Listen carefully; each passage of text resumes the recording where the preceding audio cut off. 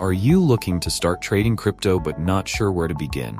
In this video, I'll walk you through 3 key trading strategies: day trading, swing trading, and HODLing, so you can find the one that fits your style and start trading confidently.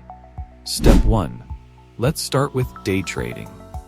A fast-paced strategy where you buy and sell crypto within the same day, aiming to profit from short-term price movements. This requires being glued to the charts and making quick decisions.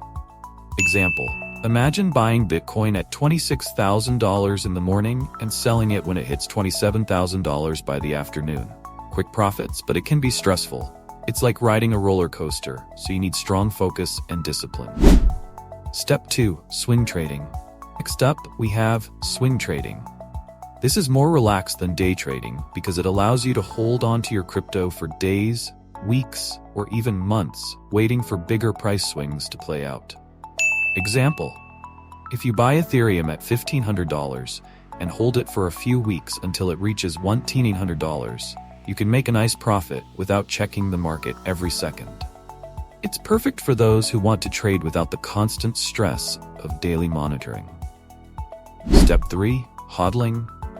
Finally, there's the good old HODLing strategy.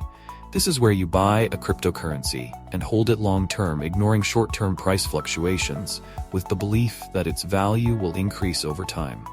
Example: think of people who bought Bitcoin when it was just $1,000 and held onto it until it skyrocketed past 60,000s. HODLing is great if you believe in the long-term potential of crypto and don't want to deal with the daily volatility.